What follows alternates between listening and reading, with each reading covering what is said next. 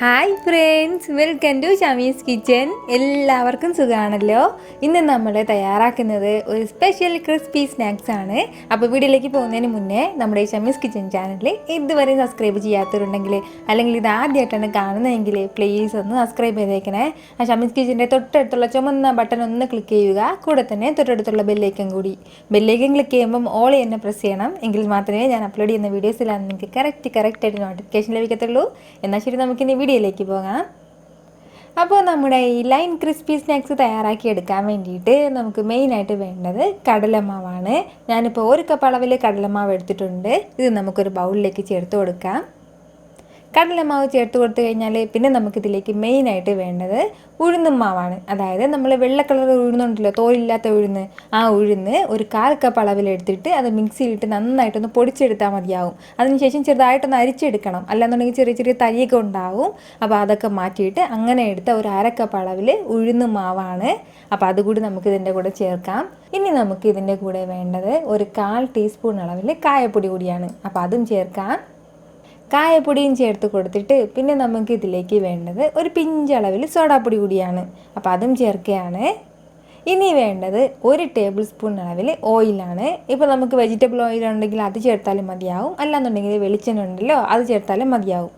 അപ്പോൾ ഇത് രണ്ടും ചേർത്തിട്ട് ഇതിന് ഇത്രയും ആവശ്യമായിട്ടുള്ള ഉപ്പും കൂടി ചേർത്തതിന് ശേഷം ഒരല്പം മാത്രം വെള്ളം ചേർത്ത് നമ്മൾ സാധാരണ ചപ്പാത്തിക്കെല്ലാം മാവ് കുഴക്കില്ലേ, അതുപോലെ നന്നായിട്ട് ഒന്ന് കുഴച്ചെടുക്കണം. ഞാനിപ്പോൾ ഇത് നല്ലതുപോലെ കുഴച്ചെടുത്തിട്ടുണ്ട്. ഇത് ഇത്രയും തന്നെ മതിയാവും. ഇനി നമുക്ക് വേണ്ടത് ഈ ചെറിയ ചെറിയ ബോൾസ് ആക്കി എടുത്തതിന് ശേഷം ചപ്പാത്തി പലകയിൽ വെച്ചിട്ട് നല്ലതുപോലെ ഒന്ന് പരത്തിയെടുക്കാം. ചെറിയ കുട്ടി ചപ്പാത്തി പരത്തില്ലേ, അതുപോലെ വേണം നമ്മൾ പരത്തിയെടുക്കാൻ വേണ്ടിയിട്ട്. ഇച്ചിരി തിന്നായിട്ട് വേണം, നല്ല നൈസായിട്ട് വേണം നമ്മൾ പരത്തിയെടുക്കാനായിട്ട്. നമ്മൾ ചപ്പാത്തിക്കൊക്കെ വെക്കുമ്പോൾ അത്രയും കട്ടി പാടില്ല, നല്ല നൈസായിട്ട് വേണം പരത്തിയെടുക്കാനായിട്ട്. ഞാനിപ്പോൾ അത് ഇതുപോലെ ചെറുതായിട്ടൊന്ന് പരത്തി എടുത്തിട്ടുണ്ട്. ഇനി നമുക്ക് വേണ്ടത് ഇതുപോലത്തെ പിസ്സ കട്ടർ ഉണ്ടല്ലോ, ഈ പിസ്സ കട്ടർ ഇതുപോലെ ഡിസൈൻ ഉള്ളതുകൊണ്ട് അല്ലാതെ പ്ലെയിൻ ആയിട്ടുള്ളതുകൊണ്ട്. അപ്പോൾ അതുപോലത്തെ പിസ്സ കട്ടർ ഉണ്ടെങ്കിൽ ആ പിസ്സ കട്ടർ വെച്ചിട്ട് ഇതുപോലെ നീളത്തിന് ഇങ്ങനെ വരഞ്ഞു കൊടുക്കണം. അപ്പോൾ ഇതില്ലാന്നുണ്ടെങ്കിൽ നമുക്ക് കത്തി വെച്ചിട്ടൊന്ന് വരഞ്ഞു കൊടുത്താലും മതിയാവും. ഈ പിസ്സ കട്ടർ വെച്ച് നമ്മൾ കട്ട് ചെയ്യുമ്പോഴത്തേക്കും ചെറിയൊരു ഡിസൈൻ വീഴും. അതിൻ്റെ പേരിലാണ് ഞാനിതിപ്പോൾ ഇത് വെച്ചിട്ട് വരഞ്ഞു കൊടുക്കുന്നത്. ഇത് വലിയ നിർബന്ധമൊന്നുമില്ല, നമുക്ക് സാധാരണ ചെറിയൊരു കത്തി തന്നെ മതിയാവും. ഞാനിപ്പോൾ ഇതുപോലെ കട്ട് ചെയ്ത് എടുത്തിട്ടുണ്ട്. ഇത് കാണാൻ തന്നെ നല്ല ഭംഗിയാണ്. അപ്പോൾ നമുക്ക് വേണമെന്നുണ്ടെങ്കിൽ ഇങ്ങനെ വെച്ചിട്ട് നമുക്ക് ഇഷ്ടമുള്ള രീതിയിൽ ഡിസൈൻ ചെയ്തെടുക്കാം. ഇപ്പോൾ നമുക്ക് വേണമെങ്കിൽ 2 എൻഡൊക്കെ ഇങ്ങനെ ചേർത്ത് പിടിച്ചിട്ട് ചെറിയ ചെറിയ ഡിസൈനൊക്കെ തയ്യാറാക്കി എടുക്കാൻ പറ്റും. അപ്പോൾ അങ്ങനെ വേണമെന്നുണ്ടെങ്കിൽ അങ്ങനെ ചെയ്യാം. ഞാനിപ്പോൾ അങ്ങനെയൊന്നും അല്ല, ഇത് ഡയറക്റ്റായിട്ട് ഓയിലിലേക്ക് ഇടുകയാണ്. ചെറിയൊരു പപ്പടം പോലെ ഉണ്ട്. ഇപ്പോൾ ഈ ഒരു രീതിയിൽ തന്നെയാണ് ഓയിലിലേക്ക് ഇട്ടിട്ട് ഒന്ന് ഫ്രൈ ചെയ്തെടുക്കുന്നത്. നമ്മളിത് ചൂട് ഓയിലിലേക്ക് ഇട്ടിട്ട് നന്നായിട്ട് ഫ്രൈ ചെയ്തെടുക്കണം. കാരണം നമുക്കിത് ഒരുപാട് ദിവസം സ്റ്റോർ ചെയ്യാൻ വേണ്ടിയിട്ട് പറ്റും. ഒരു 20 ദിവസം വരെ നമുക്കിത് സ്റ്റോർ ചെയ്ത് വെക്കാവുന്നതാണ്. സാധാരണ നമ്മൾ ഈ ചിപ്സ് മിച്ചറൊക്കെ സ്റ്റോർ ചെയ്യില്ലേ, അതുപോലെ തന്നെ അത്രയും ദിവസം നമുക്ക് സ്റ്റോർ ചെയ്യാൻ പറ്റുന്ന ഒന്നാണ്. അതിൻ്റെ പേരിൽ നല്ലതുപോലെ നമ്മളൊന്ന് ഫ്രൈ ചെയ്തെടുക്കണം. ചെറുതായിട്ട് റോസ് കളർ ഇങ്ങനെ വരും, അതുവരെ ഒന്ന് ഫ്രൈ ചെയ്തെടുക്കണം. അത് നമ്മൾ ഈ പരത്തുന്ന മാവ് ഇച്ചിരി കട്ടിയായിട്ട് പോയിട്ടുണ്ടെങ്കിൽ അത് നല്ലതുപോലെ ക്രിസ്പി ആയിട്ട് നമുക്ക് കിട്ടില്ല. അതിൻ്റെ പേരിലാണ് നല്ല നൈസായിട്ട് ഞാൻ പരത്തിയെടുക്കാൻ വേണ്ടിയിട്ട് പറയുന്നത്. നമുക്കിത് കാണുമ്പോൾ തന്നെ അറിയാൻ പറ്റും ഇത് എത്രമാത്രം ക്രിസ്പി ആയിട്ട് വന്നിട്ടുണ്ടെന്ന്. കളർ ചെറുതായിട്ടൊന്ന് മാറി ഒരു റോസ് കളറിലേക്ക് വരുമ്പോഴത്തേക്കും നമുക്കിത് എടുക്കാവുന്നതേ ഉള്ളൂ. ഇതുപോലെ തന്നെ ബാക്കിയുള്ളത് നമുക്ക് പെട്ടെന്ന് തന്നെ ഒന്ന് ഫ്രൈ ചെയ്തെടുക്കാം. വളരെ സിമ്പിളായിട്ട് ഫ്രൈ ചെയ്തെടുക്കാവുന്നതേ ഉള്ളൂ.